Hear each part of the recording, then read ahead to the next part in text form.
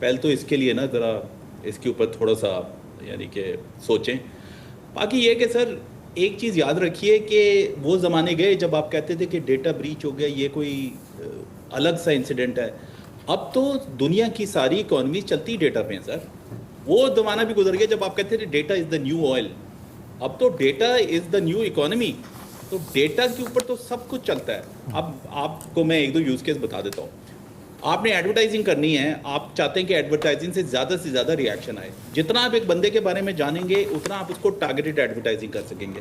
एक बंदा है 4 मरतबा अगर दुबई जाता है तो आपको पता है कि वहाँ जाएगा, उसको कैश कार्ड चाहिए होगा, उसको होटल चाहिए होगा, उसको लिमोजिन सर्विस चाहिए होगी। तो आप वो डेटा निकाल के उसको वो एडवर्टाइजिंग एम कर सकते हैं उसके ऊपर, ठीक है। अब आपने एक प्रोडक्ट बिल्ड करनी है, तो आप गए हैं, आपने वीसी को कहा है कि भाई मैं $50 मिलियन तेरे से लेना चाहता हूँ प्रोडक्ट बिल्ड करने के लिए, ठीक है।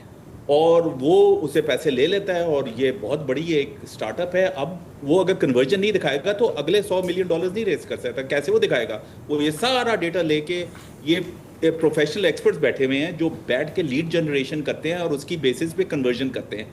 तो उसने जो प्रोडक्ट बनाई है वो बिक गई, उसने वो दिखा दिया कि ये मेरी इतनी सेल्स हो रही है। अगला उसने 80 मिलियन $9 मिलियन का ना सीरीज बी राउंड रेस कर लिया।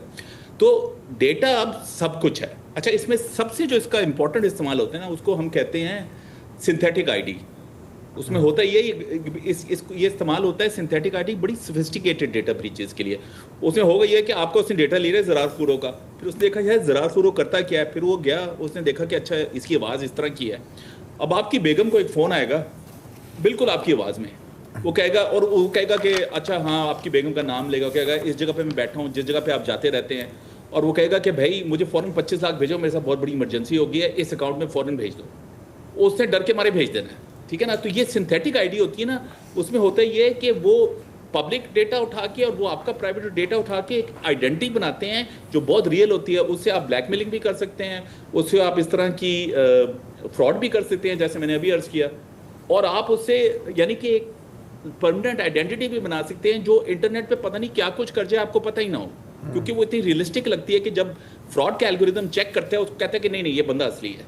सो डेटा काफ़ी सारी चीज़ों के लिए इस्तेमाल हो सकते हैं और सारी की सारी ऑलमोस्ट गलत है और काफ़ी सारी अच्छी भी है, जैसे प्रोडक्ट बिल्डिंग हो गई और क्या कहते हैं एडवर्टाइजिंग हो गई। अच्छा, ये जो सिंथेटिक आईडी की बात कर रहे हैं ना हबीब, इसको फिशिंग भी कहा जाता है। और यहाँ पर जो माल बिका है या बिक रहा है वो है आपके एड्रेसेस, सारे सेमोनर्स के एड्रेसेस, आपके कॉल रिकॉर्ड्स कि आपने मतलब किसको कॉल की है, मैंने किसको कॉल की है, आपके एनआईसी की कॉपियाँ वो उसके साथ लिंक्ड होती हैं, और तमाम आपके जो फॉरेन ट्रैवल है उसके डिटेल्स। तो आपकी पूरी एक प्रोफाइल यहाँ पर बन सकती है। अच्छा, अब हबीब ये कोई पहली बार नहीं हुआ, मैं गिनवा नहीं सकता कितनी बार ये हुआ है, लेकिन इस साल भी हमें पहले इतला मिली है, पिछले साल भी कई इस तरह की इतलाएँ मिली हैं। ये काम चलता रहता है। अगर आप पाकिस्तान की डिजिटल सिक्योरिटी को रेट करें 1 to 10, 1 being worst and 10 being best, हम कहाँ पे आके बैठते हैं?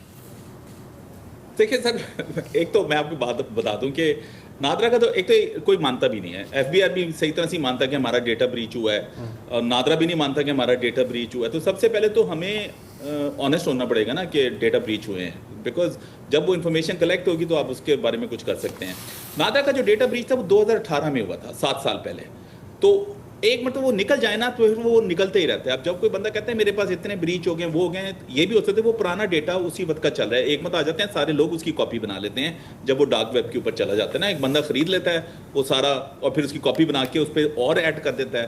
तो हम जो है ना, इसमें कोई शक नहीं हम पीछे हैं। मैं इसको रेट नहीं करूँगा क्योंकि एक रेटिंग है ही नहीं। कई लोग 8 पे हैं पाकिस्तान में, कई लोग 2 पे हैं और कई लोग हैं ही नहीं, बिल्कुल -2 समझ लें आप। तो आपने एनसर्ट का नाम लिया, अब इसी को आप देख लीजिए। एनसर्ट का मतलब है कंप्यूटर इमरजेंसी रिस्पॉन्डिंग। ये 1990s में कार्नेगी मेलन ने ये इन्वेंट किया था और अमेरिका में ये उसकी वेव चली थी। 2004 में इंडिया ने ये किया है, हमने 2024 में एनसर्ट बनाई है। तो अच्छा, इसमें हम लकी बहुत है कि एनसर्ट का जो डीजी है वो बहुत सोफिस्टिकेटेड है, पीएचडी है और एथिकल हैकर भी है।